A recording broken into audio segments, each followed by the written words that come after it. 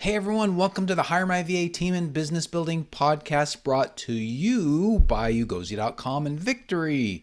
In this podcast and at HireMyVA, we help you to reclaim your freedom through hiring and thriving with virtual assistants without breaking the bank, and that means your bank. I'm Dave Braun, and normally I'm here with my partner and my fantastic business mentor and coach, friend Larry Broughton, but today it's me flying solo because I want to bring you an answer to a really important question, and we answered this in a place that I'll introduce you to in a second, okay? So the question or the topic that we want to discuss is how do you go about optimizing your supply chain and improving your inventory? Okay. Now, we got this question in our virtual spotlight session, one of them a couple of months ago. And what we do is we have a bunch of folks that come in, we're on a Zoom call together, and we go deep, very deep on the member's biggest challenge, opportunity, or idea. And in this one virtual spotlight session, Larry riffed on the answer to this question, and we thought afterwards it was like so brilliant. It was great. The context that he talked about, the added details was really valuable. So we just wanted to extract it and bring it to you. Okay, so one of these members is having supply chain issues, and it's really causing them issues because they can't fulfill client projects. The projects are getting delayed. Nobody's happy, right? So I'm sure nobody listening to this will ever experience that. But even if you aren't experiencing it, listen up, take some notes, because you may have a friend or a buddy, another company that you know of that is having those issues, and you can say, hey, come listen to this episode, okay? So again, this is a partial recording of one of the sessions. There were other thoughts and ideas on this that were shared and discussed. But what we wanted to do is just bring you about, I think Larry talked about 9 of them. We just wanted to bring you those because those were, I think, were the most powerful. And then after you listen to Larry, I'll be coming back and I'm going to list them for you at the end. Okay? All right, Larry, let's go. Before supply chain and other calls. So maybe let me just kind of give a supply chain and other calls. So maybe let me just kind of give a list of things that kind of come top of mind, like what can you do? Because that's what can I do? I got the supply chain problem, right? I'm a small independent kind of guy, and the bigger guys have access to inventory that I don't, right? That's the problem. And I'm going to try to answer this for all of our viewers and listeners, not just for you. Okay, Pedro? Yeah. Okay. One thing to do is to look at your industry and see, are there buyer groups? Okay. So for us, for instance, in the hotel industry, we have we belong to a national purchasing program group called the Vendra, right? And so basically it's a buyer consortium. All right.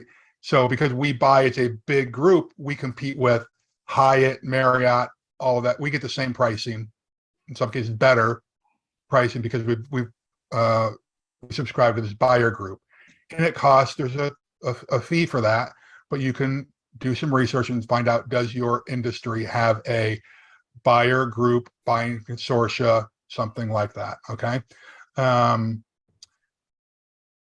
One thing I would make sure that I'm doing is communicating with all of my clients to say, hey, this is going on. Okay, you have to do that. Now, at this point, most people are going to understand we've all been impacted by supply chain problems, right? So, but I would contact and communicate with all of your clients and potential clients that what used to take 2 weeks can take much longer at this point, and it's really outside of your control. All right, but you're going to do the best that you can with that. Okay, so don't just assume that people know. Okay. I would consider getting larger deposits on projects. I would, if you've not done so, get larger lines of credit. And if you've got lines of credit, see if you can expand them, because you're going to need it, because you need to build up your inventory. Like in our company, in the hotel industry, we said that, how many months ago was this, Melissa?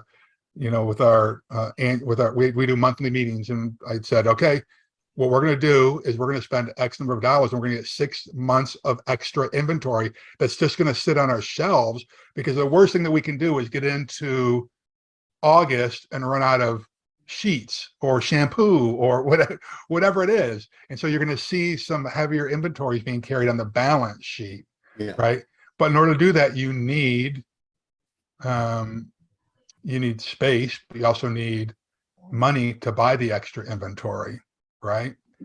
Now I get in your case, Pedro, that could be tough, but use those lines of credit to actually buy extra inventory. I get unsolicited emails from people offering lines of credit to be used for, and they list in there, expanded inventory, So I would do some Google foo. Just be really careful when you do lines of credit. This is always one of my big caveats. There are different types of lines of credit. One of them requires you to pay it down for at least 30 days once a year. If you aren't able to do that, make sure you go with the other line of credit where you pay ongoing interest on it, but you only pay interest on what you draw down on it. So if you get a $500,000 line of credit and you only use 100,000 of it, then you only paying interest on the 100,000. That makes sense? What else? I would consider, in your case, Pedro, but also for anyone else, are there alternative products or solutions or brand names that you could be using? You may say, hey, I'm a big supporter of Oakley, right? I just like what they've done for the special operations community. So I buy Oakley jackets. All my eyewear and sunglasses are Oakley. However, if this pair of eyeglasses all of a sudden went to $1,200, I'm not that brand loyal. I may go to another alternative brand. So you may be used to using, I don't know what the manufacturers or brand names you usually use, Pedro, but is there an alternative that's easier to get? It might not be an A+ solution, but it might be an A solution for you. Yeah. Okay. The other thing, I guess, and again, I'm just rolling here. You may have to adjust your pricing to make any of this stuff happen. And if you've not increased your pricing, your prices in the last year or 2 years, you need to increase your pricing. I'm sorry, but everybody expects it. And this is part of inflation. Okay. It just is. And your vote matters. And although they're saying that inflation's at what I think officially they said is 9.1%, the real inflation is probably closer to 12 or 13 is from what I'm hearing. So that's me riffing on what to do. And I know none of them are easy for you, Pedro, but lines of credit. Oh, here's another thing. Collaboration versus competition with some of your traditional competitors. What does that mean? Okay, so there might be other vendors that are in your market that do the same service as you do, or a neighboring market. And this is time to call owners and say, hey, I'm Pedro, I own this company. You own your company. I know we're in the same space. Are you having the same challenges that we're having? Someone has to get honest first, right? And then say, hey, is there something, if there's anything I can ever do to help you, let me know. And what are they going to say? Yeah, same thing. You let me know as well.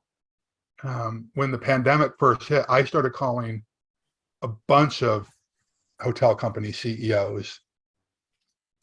And it's funny, I've shared this before. A couple of them actually cried on the phone.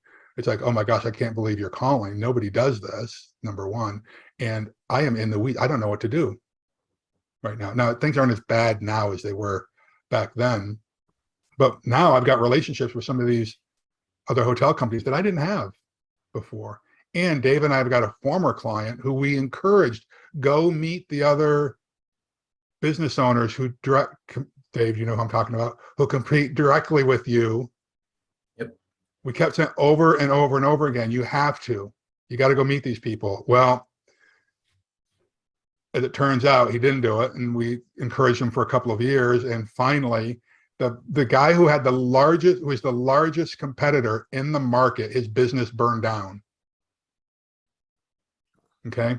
And our client was, what was he, number 3 as far as size in the marketplace, Dave? Mm-hmm. I think he was number 3 in the marketplace.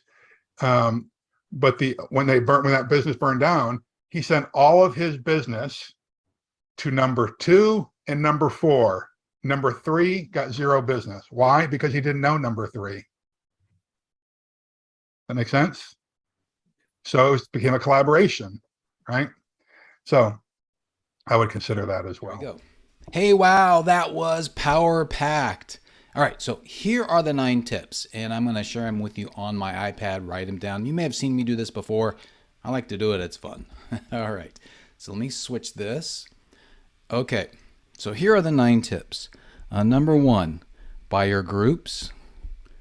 Now, I'm not going to go in and describe everything that Larry talked about. You just need to go back and listen to it, but this will help you to remember the tips. And what I want you to do is, after I talk to you about these tips, if you're having these issues, write down one of them that you can actually do right away. Okay. So number 1 is buyer groups. Okay. And now number 2 is you talk to your clients about the delay.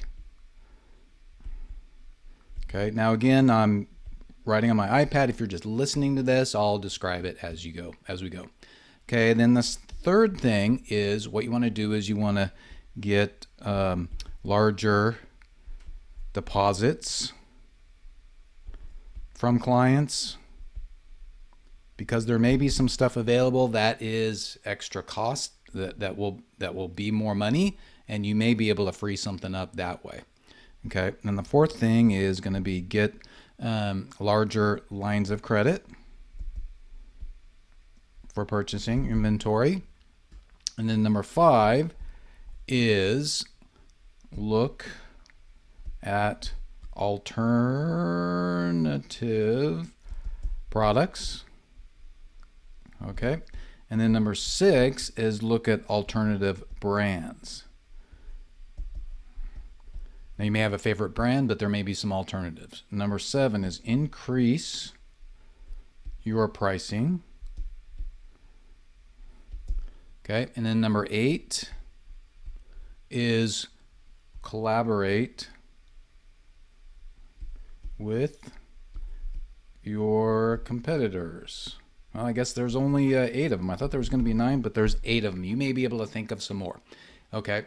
Now, one of the things that I want to point out here is, I want to have a caution, is over here where it talks about